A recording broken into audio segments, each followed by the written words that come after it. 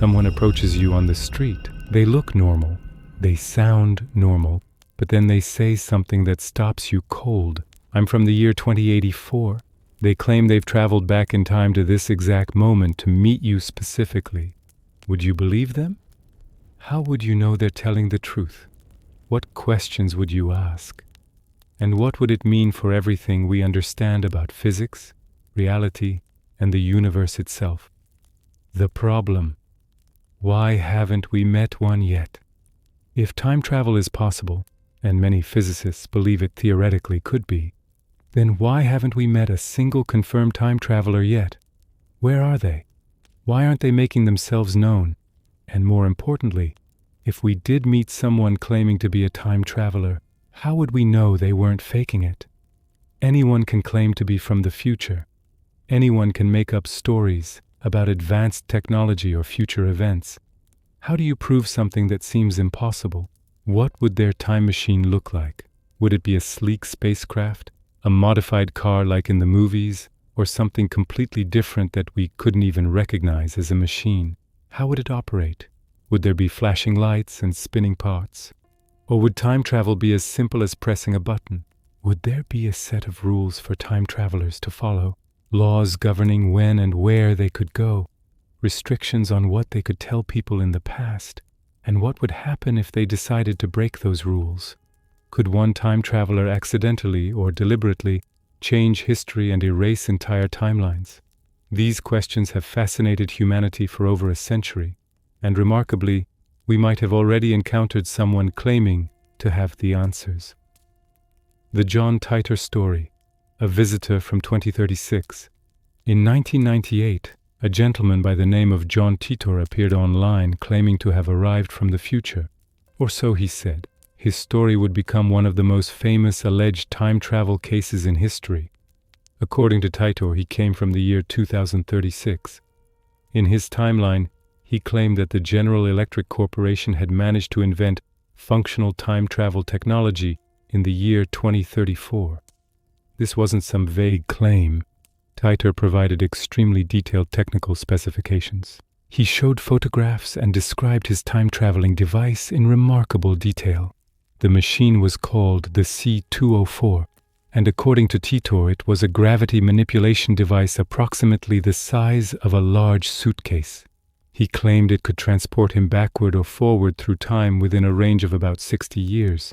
Titor described how the device worked. It contained two microsingularities, essentially microscopic black holes, that were held in a suspended state inside the machine. By manipulating the gravity fields produced by these singularities, the device could distort the local space-time fabric enough to allow time travel. The machine also had gravity sensors designed to lock both the device and the time traveler in a fixed position in space. This was supposedly crucial because while you're moving through time, the Earth itself is also moving through space. Without this feature, you might travel back in time only to find yourself floating in empty space where Earth used to be. Titor claimed to have the device installed in a 1967 Chevrolet Corvette, pretty much like the good old time-traveling DeLorean from Back to the Future, except his was real. He posted detailed schematics, photographs of the device, and lengthy explanations of the physics involved. Then, as abruptly as he appeared, John Titor vanished from the internet in March 2001. He made a final post saying he was returning to his own time, and then nothing. He never posted again. No one has definitively proven who he was or where he came from. Did he finish his mission and return to 2036? Was he real at all? Or was John Titor an elaborate hoax created by someone with extensive physics knowledge and a gift for storytelling? How could we possibly know for certain? How could we know the challenge of proof? If we were able to prove that someone has genuinely traveled from a different time period, it would be revolutionary for science. It would be perhaps the greatest scientific discovery in human history. But it would also potentially overwrite or force us to modify Albert Einstein's theory of relativity, which currently suggests that backward time travel is impossible, or at least extremely problematic. The challenge is that proving someone is a time traveler might actually be even harder than time travel itself. Think about what evidence would be convincing. What could someone show you that would make you believe beyond any doubt that they're from the future? They could make predictions about future events. But anyone can make predictions. Some will be right by chance, and people might dismiss accurate predictions as lucky guesses or claims that the time traveler somehow influenced events to make their predictions come true. They could show futuristic technology. But how do you know it's actually from the future and not just advanced technology from the present that you're not aware of? A smartphone would have seemed like impossible future technology if you showed it to someone in 1950, but it's just current technology. They could undergo genetic testing to show they have genetic markers or traits that don't exist yet in the current population. But genetic variation is complex, and unusual genetic profiles could be explained by rare mutations or simply by being from an isolated population. Maybe the best and most convincing way to prove time travel is real would be for the time traveler to take you with them on their next journey. If you could actually experience time travel yourself, you'd know it was real. But that raises its own problems. Would you trust a stranger claiming to be from the future enough to get into their time machine? Einstein's relativity. The science of time. Before we go further, we need to understand what modern physics tells us about time and whether time travel is even theoretically possible. Albert Einstein approached time as a fourth dimension. We experience 3 dimensions of space: length, width, and height. Einstein argued, time is equally real as a dimension. Time and space form the space-time continuum. They're woven together into a single 4-dimensional fabric that can be affected by gravity. According to general relativity, gravity isn't a force, it's a curve in space-time itself. Massive objects warp the space-time fabric. And here's the key. Because space and time are connected, gravity can bend time just as it bends space. They're inseparable. But you'd need something really big and dense to notice significant time changes. Earth's gravity creates only tiny effects, but extreme gravity makes time behave very strangely. Black holes where time slows down. If you somehow manage to get yourself close to a supermassive black hole, like Sagittarius A star, the black hole at the center of our galaxy, you'd be experiencing time at dramatically slower rates compared to people back on Earth. Sagittarius A star packs a mass equivalent to 4 million suns into an indefinitely dense point. We can't even comprehend how dense that is. All that mass compressed into a singularity creates an incredibly strong gravitational field around the black hole. If you could orbit close to the event horizon of Sagittarius A star, close enough to feel extreme gravitational effects but far enough to avoid being pulled in, time would pass approximately half as fast for you compared to someone on Earth. Spend a year there and 2 years would pass on Earth. You'd be aging at half speed. This isn't science fiction or speculation. This is predicted by Einstein's equations and confirmed by countless experiments and observations. Time genuinely runs at different rates in different gravitational fields. Astronauts on the International Space Station age slightly slower than people on Earth, only by tiny fractions of a second over their entire missions. But it's measurable and real. This is time travel into the future. You're moving through time more slowly than others, so from your perspective, you jump forward in time relative to the rest of the universe. D. Speed. The other way to travel through time. There's another way to travel through time, and it doesn't even require black holes. You just need to move really, really fast. According to special relativity, Einstein's earlier theory, the closer you get to the speed of light, the slower time passes for you relative to stationary observers. This is called time dilation, and it's been proven countless times in particle accelerators and other experiments. Imagine you were a passenger on a train that could somehow travel at 99% of the speed of light. Due to time dilation effects, time would slow down dramatically for you. For every year you spent on that impossibly fast train, approximately 223 years would have passed back at the station. You'd step off the train after what felt like a year-long journey, and you'd find that over 2 centuries had passed. Everyone you knew would be long dead. The world would be completely different. You'd have traveled 223 years into the future. That would make you a legitimate time traveler, not in a machine, but simply by moving at extreme speeds. This is absolutely possible according to our understanding of physics. The only problem is that we don't have any technology capable of accelerating anything with human mass to 99% of light speed. But theoretically, it works. So traveling forward in time is not only possible, it's been proven. The question that really fascinates us is, what about traveling backward in time, just like John Titor claimed he did? Backward time travel, Titor's machine. This is where things get really speculative and controversial among physicists. Forward time travel is proven and understood. Backward time travel is complicated.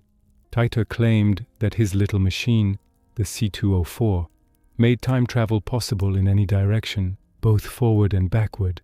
According to his description, the device allowed him to manipulate gravity with the help of two micro-singularities that were somehow contained safely inside it. The idea is theoretically based on real physics concepts.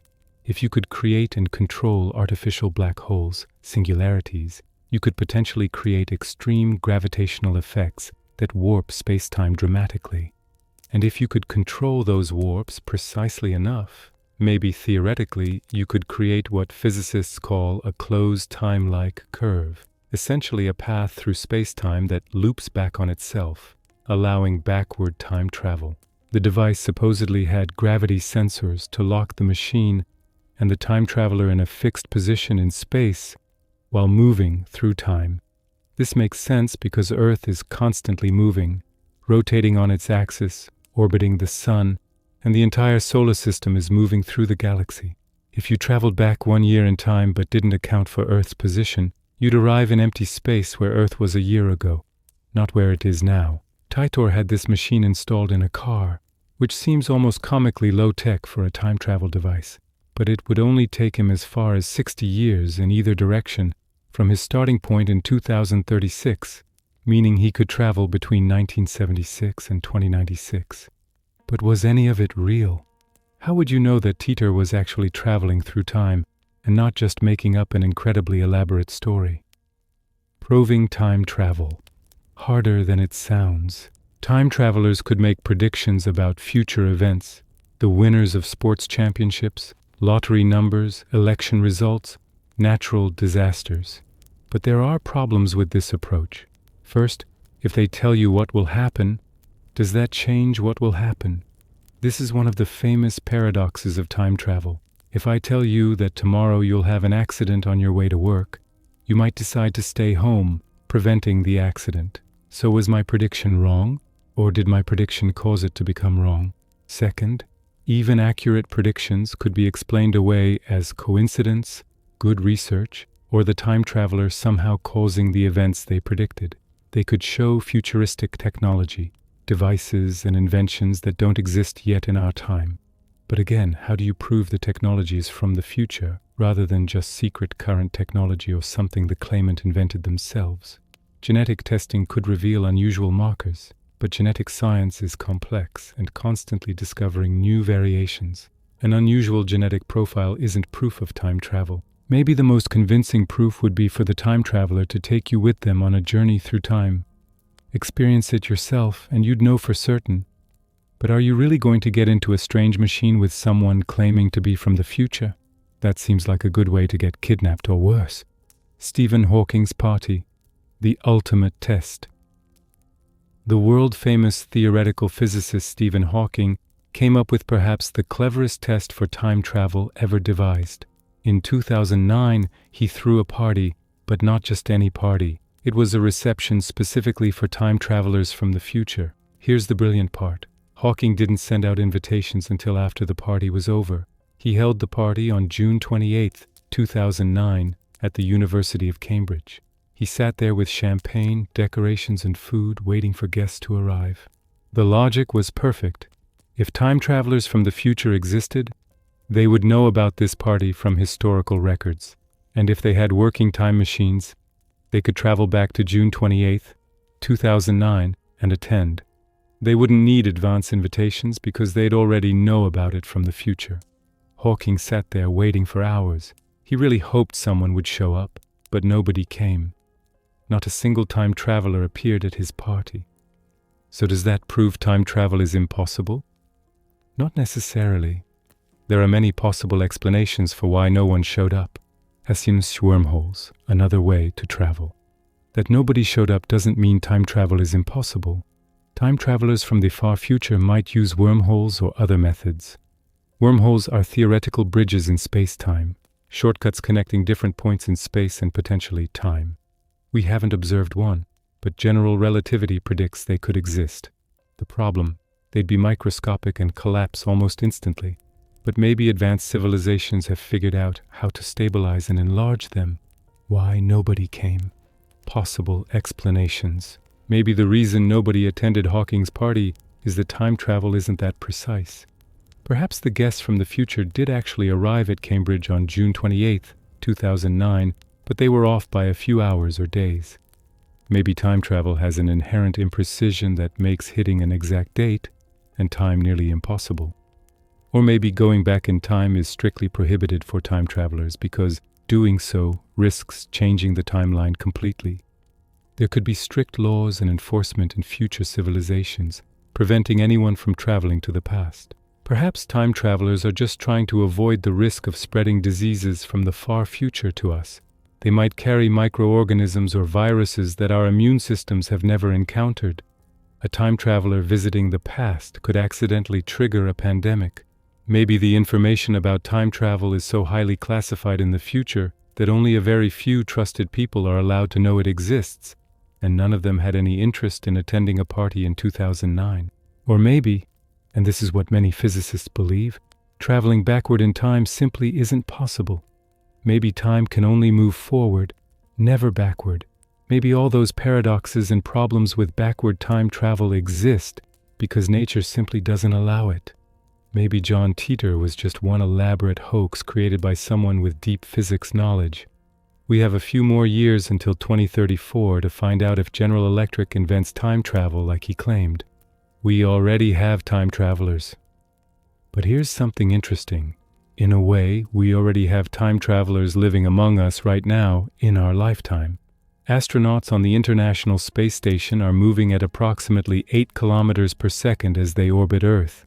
At that speed, time passes slightly slower for them than it does for people on the ground. The effect is tiny. They age slower by mere fractions of a second during their missions, but it's real and measurable. When astronauts return from months on the ISS, they've technically traveled a tiny fraction of a second into the future compared to people who stayed on Earth. They're time travelers, just by an incredibly small amount. And technically, you're a time traveler too. As you sit there reading this, you're traveling through time at 1 second per second, always moving forward, never backward. The only question is whether we'll ever figure out how to change the speed or direction of that journey. Conclusion, the mystery continues. What if you met a time traveler? You might not even know it. They could look like anyone, bound by rules not to reveal themselves. Maybe you've already crossed paths. Someone who gave strange, accurate advice years ago. Time travel to the future is real through relativity. Backward travel remains a mystery. John Titor's story still puzzles us. Stephen Hawking once invited time travelers to a party.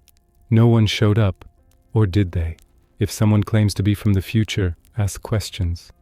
Who knows, you might meet one someday. Enjoyed the mystery?